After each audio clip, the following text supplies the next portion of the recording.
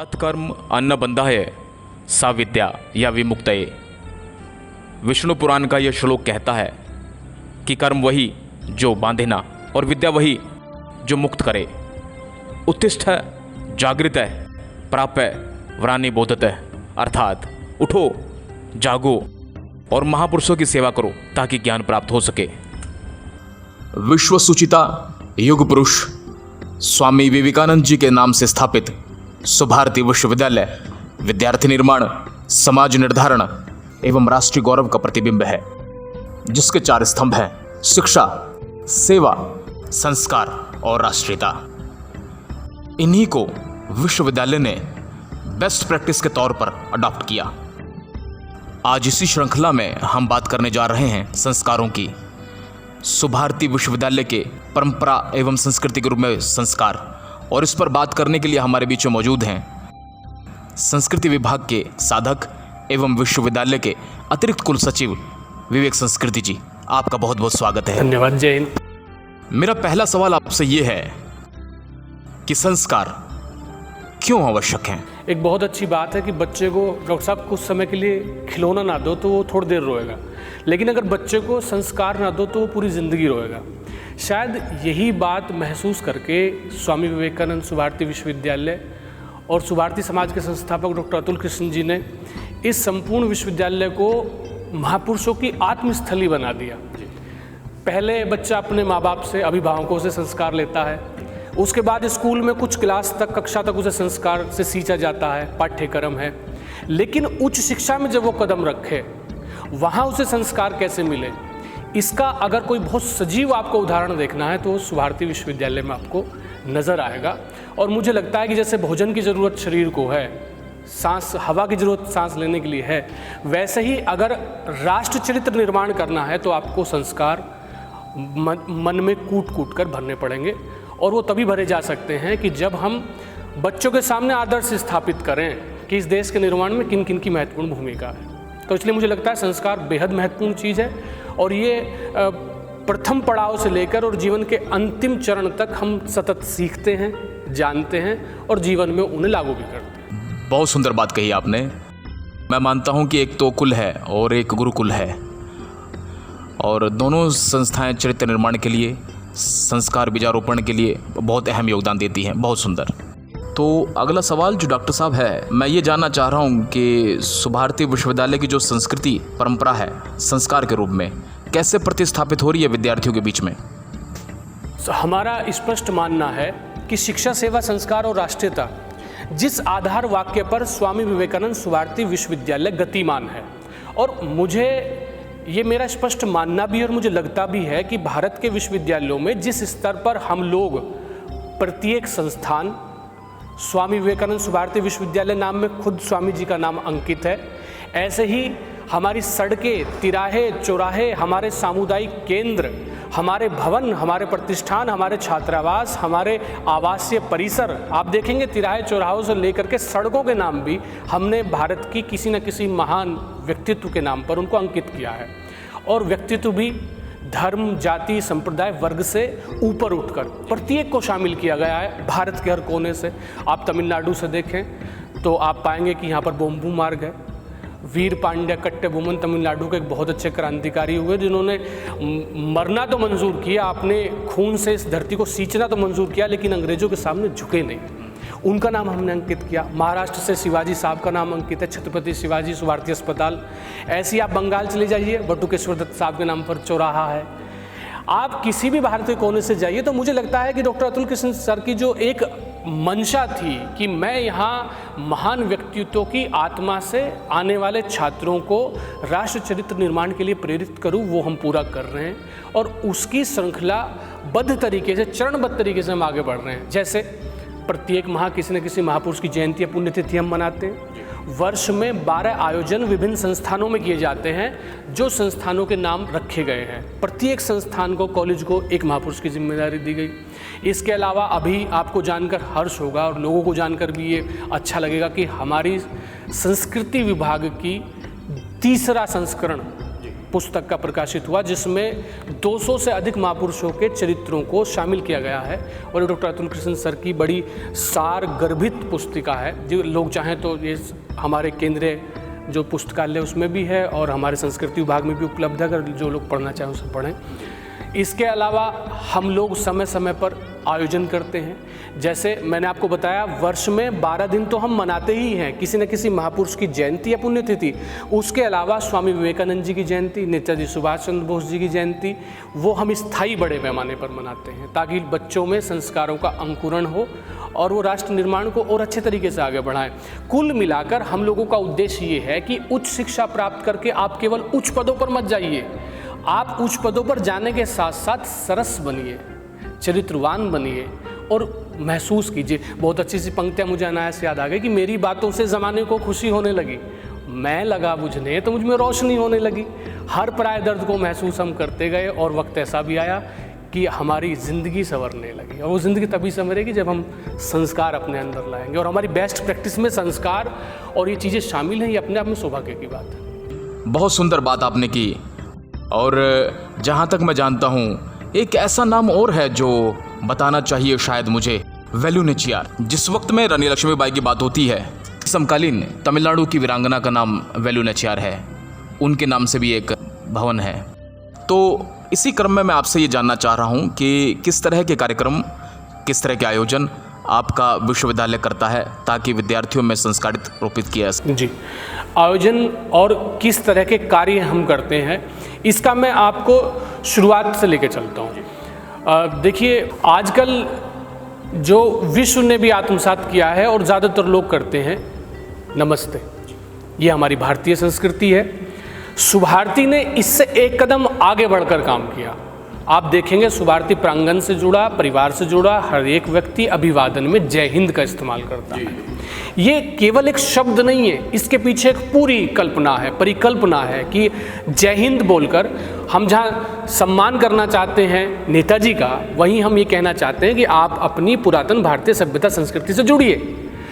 इसी तरह से हम लोग 21 अक्टूबर मनाते हैं, हम 15 अगस्त भी मनाते हैं, लेकिन उसको हम जो आज़ादी की लड़ाई में शहादत प्राप्त कर गए उन आत्माओं को श्रद्धांजलि देने के लिए मनाते हैं। और इस 21 अक्टूबर हम भारत का वास्तविक स्वतंत्रता दिवस मनाते हैं, क्योंकि नेताजी के नेतृत्व में भारत को वास्तविक आज़ादी तो तभी मिल गई क्योंकि तब हमारे पास हमारा संविधान भी था, टिकट भी थे, डाकघर भी था और न्यायालय भी था। तो नेताजी तो अपनी पूरी तैयारी कर चुके थे। तो हम 21 अक्टूबर को बड़े पैमाने पर विश्वविद्यालय में मनाते हैं, ताकि एक संदेश जाए कि हमारी जो हमने कितनी ही उड़ानें उड़ ली हो डॉक्टर साहब, लेकिन हमारे कदम ज़मीन पर हैं और वो ज़मीन है हमारी भारतीय संस्कृति सभ्यता की ज़मीन, जिसे हम छोड़ना नहीं चाहते।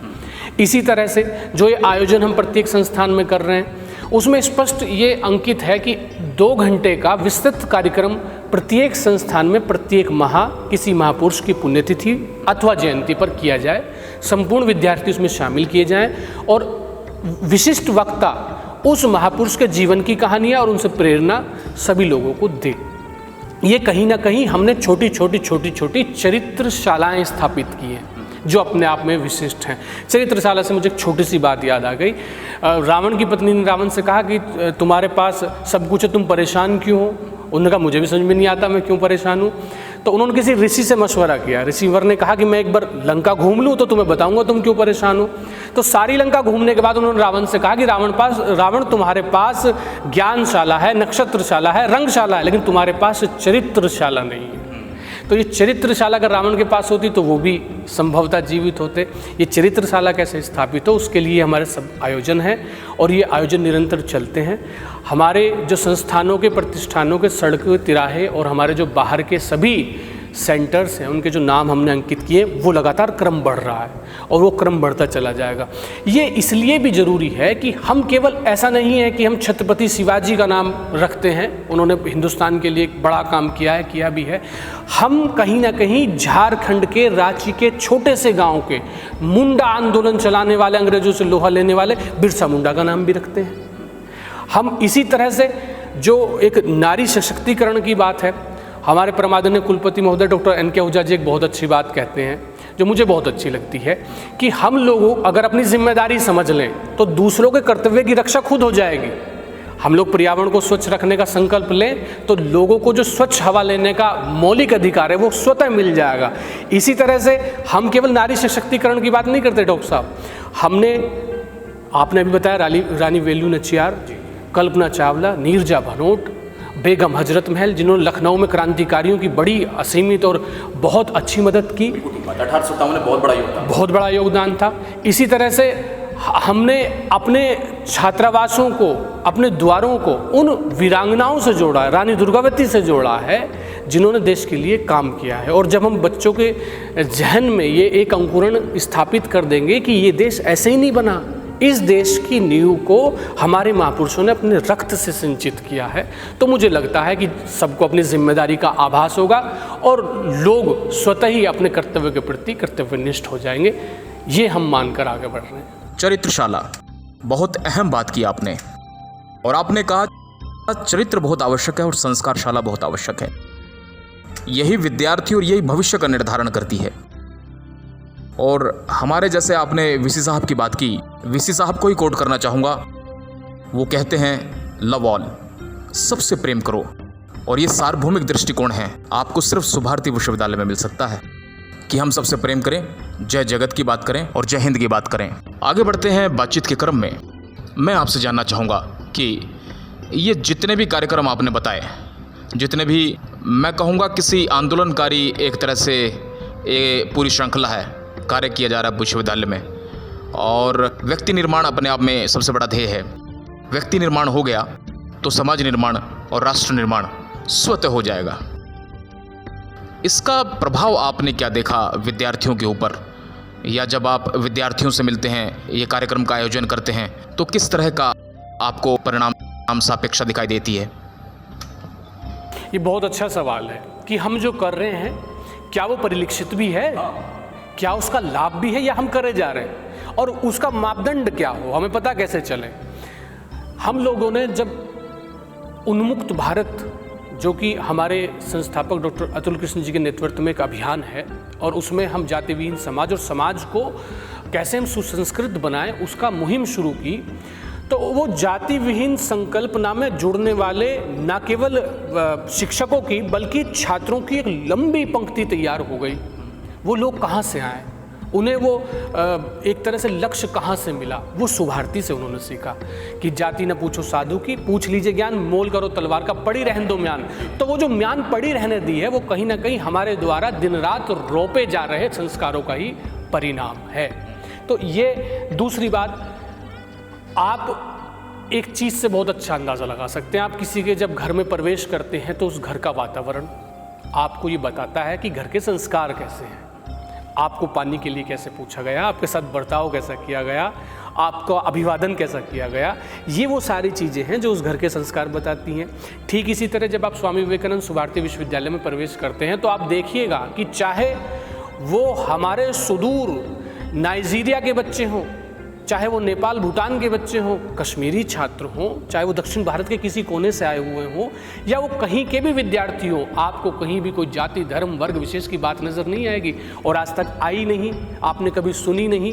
तो मुझे ये लगता है कि जब आप अपने घर में प्रवेश करेंगे तो वहाँ क्या चल रहा है उसका सबसे पहले आप वहाँ के वातावरण से महसूस करेंगे। वो संस्कार वहाँ पर कैसे दिए जा रहे हैं, ये वहाँ का वातावरण बताएगा। और जब आप भ्रमण करते हैं इस विशाल विश्वविद्यालय में, प्रत्येक संस्थान में, तो आप ये नज़ारा अपनी आंखों से देखेंगे कि चाहे वो किसी जाति का है, उच्च है, नीच है, या जो भी तथाकथित शब्द इस्तेमाल किए गए हैं, वो सब एक साथ एक पड़ाव पर बैठकर शिक्षा ग्रहण कर रहे हैं। और इस तरह की कभी कोई घटना आज तक के इतिहास में ना आपने सुनी होगी, ना आपने देखी होगी। तो हम ये मानते हैं ये भी हमारी एक बहुत बड़ी उपलब्धि है कि हम सबको एक धरातल पर लेकर चल रहे हैं, और हम ये विश्व को संदेश दे रहे हैं कि चाहे वो विश्व के किसी कोने से आया हुआ बच्चा हो, चाहे वो हमारे छात्र हों, चाहे वो इस क्षेत्र के अलग छात्र हों, सब एक समान धरातल पर हैं। तो ये संस्कार ही परिलक्षित हो रहे हैं। इसमें एक और चीज़ जोड़ना चाहूँगा, आप सभी को बताना चाहूँगा कि पूरे विश्वविद्यालय में अलग अलग जो संकाय हैं, अलग अलग जो महाविद्यालय हैं, वहाँ पर यूनिफॉर्म है का ट्रेंड है। यूनिफॉर्म धारण करना भी अपने आप में जो है वो संस्कार को परिलक्षित और दिखाने की एक प्रयास है, कोशिश है। क्या कहना चाहेंगे आप उस पर? मुझे ऐसा लगता है कि हम लोगों को अभी समाज में काफ़ी कुछ और करने की आवश्यकता है। और जिस तरह से स्वामी विवेकानंद सुभारती विश्वविद्यालय ने अपने प्रत्येक संस्थान को, प्रत्येक प्रतिष्ठान को किसी महापुरुष से जोड़ा है, वो इस चीज़ का अनुसरण लोग कर रहे हैं और मुझे लगता है अभी बड़े पैमाने पर करने की ज़रूरत है। लोगों को सीख लेने की ज़रूरत है कि हम भी इसी तरह से, अब जब आप मुख्य द्वार से प्रवेश करेंगे तो आप देखेंगे कि मुख्य द्वार जो हमारा है उसका नाम आप पढ़ेंगे धन सिंह कोतवाल द्वार। ये क्षेत्रीय हमारे वो स्वतंत्रता सेनानी थे जिन्होंने कोतवाल की नौकरी छोड़ करके अपनी आज़ादी की लड़ाई में अपनी जान लगा दी। जब आप अंदर चलते हैं तो आपको सीधे आप जुड़ जाएंगे बोम्बू मार्ग से, वो आपको तमिलनाडु की याद दिलाता है। और आप ऐसे ही नहीं जुड़ेंगे, आप देखेंगे वहाँ बकायदा एक बोर्ड लगा है जिस पर जीवन परिचय अंकित है। अब जैसे ही आप आगे जाएंगे तो आप जिस भी संस्थान में प्रवेश करेंगे, मान लीजिए आपने लचित बड़फुकन छात्रावास में प्रवेश कर लिया, तो वो बड़फुकन आंदोलन चलाने वाले उनके पूरा जीवन परिचय आपको वहाँ पर अंकित मिलेगा। चापेकर बंधु इतिहास में कहीं नाम नहीं आता हमारे, मतलब आप ये भी एक महसूस करेंगे कि जहाँ हमने आदरणीय गुरु गोविंद सिंह साहब को शामिल किया है, गुरु गोविंद सिंह के नाम पर डेंटल कॉलेज हमने रखा है, वहीं हम एकदम नीचे केरल में जाकर केरल वर्मा पजासिस राजा के नाम पर अपना संस्थान रखते हैं। ऐसे ही आप जब और आगे बढ़ेंगे तो आप अवंतीबाई मार्ग से जुड़ेंगे, आप और आगे चलेंगे तो भामाशाह मार्ग से जुड़ेंगे। तो इस तरह से ये जो मैंने आरंभ में शब्द का प्रयोग किया, महापुरुषों की आत्मस्थली, इसी को महसूस करने की ज़रूरत है, क्योंकि जब आप महापुरुषों की आत्मस्थली में रमते बसते हैं तो आप वैसे ही हो जाते हैं। हमने शिक्षा की बात की, हमने संस्कारों की बात की, हमने राष्ट्रीयता की बात की, राष्ट्रीय गौरव के प्रतीक जो महापुरुष हैं उनकी बात की, लेकिन सेवा भी बड़ा अहम है। और सेवा का योगदान जो है वो तमाम चीज़ों से, वो जितने भी जो स्तंभ हैं उन स्तंभ से कहीं ज़्यादा आगे की बात है। सेवा के इस भाव को सुभारती विश्वविद्यालय में कैसे परिलक्षित किया गया है, इसके बारे में थोड़ा सा बताएं। सेवा, और मुझे लगता है शिक्षा, सेवा, संस्कार और राष्ट्रीयता। एक दिन ऐसे ही अनायास बैठ के चर्चा हो रही थी संस्कृति के कार्यक्रम पर, आदरणीय कुलपति जी से चर्चा हो रही थी, तो वहाँ निकलकर एक बड़ी अहम बात आई कि सेवा जो है, दूसरों की हम सेवा करें, हमारा सेवा का भाव हो, ये ईश्वरीय गुण है, ये काम ईश्वर का है।